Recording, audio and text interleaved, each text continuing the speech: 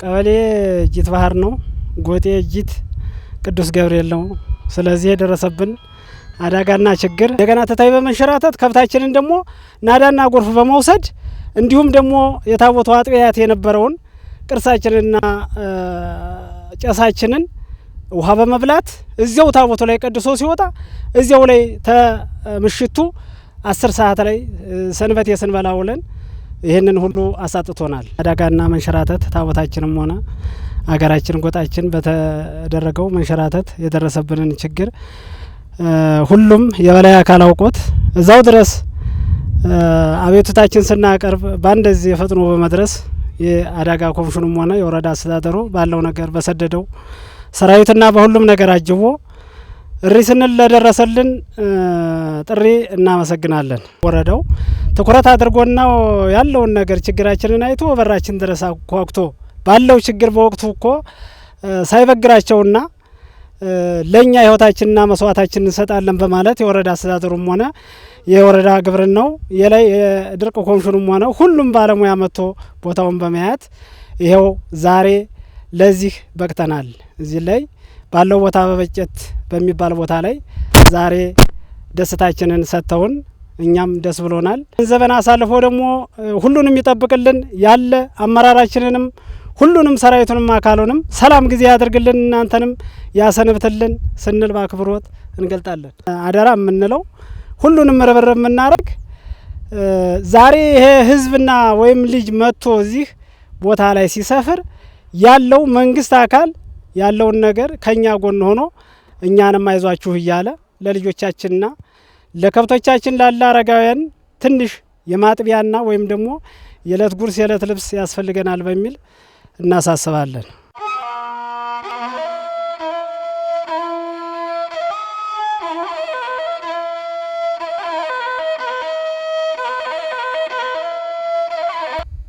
ከመርጌታ ማናጀው ውዱ እባላለሁ። በእጅት ቅዱስ ገብርኤል አስተዳዳሪ ሆኜ ነው ማገልግል የነበርኩ ነኝ። ስለዚህ ዛሬ ያው ቦታ ምሪት እየተሰጠን እየተደረገልን ያለ ከዚህ ቀደም በዱቄቱ በሳሙናው በተለያየ ነገር ሲያግዙን ቆይተዋል። ወረዳ ኮሚሽንም የሆነ የወረዳ አስተዳደር ሁሉም ነገር በሚገባው ነገር ሁሉም እያገዘን አይዟችሁ እንደርስላችኋለን አይዟችሁ እያለ ሲለን ስለቆየ ስለሚያትብብር ስለሰጡን እኛ ደግሞ በእግዚአብሔር አምላክ ረስቲ ጤናውና ጨንሰው እንዲሰጥልን ለእግዚአብሔር ደግሞ ምስጋና እናቀርባለን። እዚህ ከዚህ ቀደምም ይኸው በሁሉም ነገር አግዘውናል። በደረሰብን አደጋ መስከረም 1 ቀን 2018 ላይ የተደረሰብን አደጋ በዓለም ላይ ያልተደረገ ነው በእኛ የተደረገብን። ስለዚህ ቤተ ክርስቲያኑ እንዳለ ምንም ያለ አንድ ነገር ከሁለት ቅርሶች ውጭ ሌላው ነገር በቃ ሁሉም ነገር ወድሟል።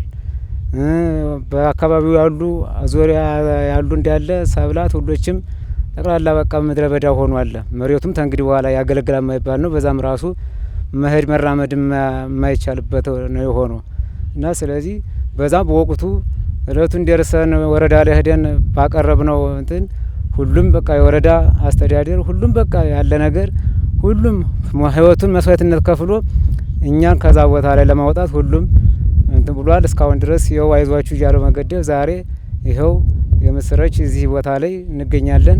ሁሉም እንኳን ደስ ያለን እንኳን ደስ ያላችሁ ብዬ አቀርባለሁ ደስታያን። በዚህ በደሞዝ ተመጣን በኋላ ደግሞ ለእኛ የምንፈልገው እስካሁን ድረስ ቅዱስ ገብርኤል እሱ ታግሶ እሱ ያመጣ መከራ ስለሆነ እስካሁን ድረስ አይደለም የሰው ልጅ ከብት እኮ አልሞተብንም በቃ። ስለዚህ እንኳን ደስ ያላችሁ። እኛም በዚህ መከራውን ቢያመጣብንም የሰው ልጅ ለፈተና ነው የተሰራና ይህን ፈተና ደግሞ ታግሰን ደግሞ እዚህ ቦታ ደርሰናልና እግዚአብሔር አምላክ ደግሞ ለሁሉም ደግሞ እስኪ ይህን ፈተና እንዲወጣ ደግሞ እግዚአብሔር ፈቃዱ ይሁንልን። እኛም አሁን የምንለምነው የምንጠይቀው ይህን ቦታ ደግሞ ተረክበን ለዚህ ማቴሪያል የሚሆን ሁሉም አዝመረው ሰብሉ ስለወደመበት ለዚህ እገዛ የሚሆን ለእያንዳንዱ ለሁሉም ህብረተሰብ ጥያቄ እንዲጠይቀን እንዴት ሆናችሁ እያለ እንዲጠይቀን እንለምናለን እንጠይቃለን። ስለዚህ በዚህ የመጣችሁ አመራር ሁሉም በቃ የመንግስት አካል ይኸው ጤናውንና እድሜውን የስራ አገልግሎታችሁን እንዲያረዝምላችሁ እጠይቃለሁ። አመሰግናለሁ። ታያል ማዛባላለሁኝ ከዋባል ወረዳ ቅድመ ማስጠንቀቂያ ቡድን። ያው እንደሚታወቀው በወረዳችን ወደ 10 የሚሆኑ ቀበሌዎች በተለይና አባይ ጎርኝ ተከትሎ የመሬት መንሸራተት ችግር የሚደርስባቸው ናቸው። ከዚህ ውስጥ አንዱ ያው የእጅት ባህር አምባ ቀበሌ ነው። የጀት ባህር አምባ ቀበሌ በተደጋጋሚ እንግዲህ የመሬት መንሸራተት የሚደርስበት ቀበሌ በመሆኑ በ2016 17 እንዲሁም 2017 18 ክረምት ላይ የመሬት መንሸራተት የደረሰበት ወቅት ነው። በወቅቱ የመሬት መንሸራተት በደረሰበት ወቅት የሚመለከታቸው ኮሚቴዎች ወደ ቀበሌው ገብተው እያንዳንዱን መረጃ የመሰብሰብ የማደራጀትና የመተንተን እንዲሁም ለሚመለከተው የማድረስ ስራ ተሰርቷል። ከዚህ ውስጥ እንግዲህ በቀበሌው ውስጥ ወደ 150 አባወራዎች የመሬት መንሸራተት የደረሰባቸው ሰዎች አሉ። በቤተሰብ ደረጃ ጠቅላላ 1055 የቤተሰብ ደረጃ ጉዳት የደረሰበት ነው። ይሄ ጉዳት ሲደርስ እንግዲህ ለሚመለከተው መረጃውን ካደረስን በኋላ የተለያዩ ድጋፎች ተደርጓል። በተለይ የቀይ መስቀል ዱቄት እንዲሁም የቁሳቁስ መግዣ ድጋፍ የተደረገበት ሁኔታ አለ። ለእያንዳንዱ አባወራ የእያንዳንዱ ቤት ለፈረሰባቸው አባወራዎች 10 ሺህ ብር በአጠቃላይ ለ285 2 ሚሊዮን 850 ሺህ ብር ድጋፍ የተደረገበት ሁኔታ አለ። ከዛ ውጭ እንግዲህ የሚመለከተው የመንግስት አካልም ድጋፍ ያደረገበት ሁኔታ አለ። ቤት ለፈረሰባቸው አባወራዎች በተለይ አሁን እዚህ መጥተው የምታዩት ቦታ ላይ ለሚሰፍሩት አባወራዎች የቆርቆሮና የቢስማር መግዣ ድጋፍ የተደረገበት ሁኔታ አለ። ከ1 ሚሊዮን 900 ሺህ ብር በላይ ድጋፍ ተደርጎላቸው በቀጣይ እዚህ በምታዩት ቦታ ላይ ቤታቸውን ሰርተው ለመኖር ዝግጁ የሆኑበት ሁኔታ እንዳለ ቢወሰድ የሚል ሀሳብ ነው ያለ።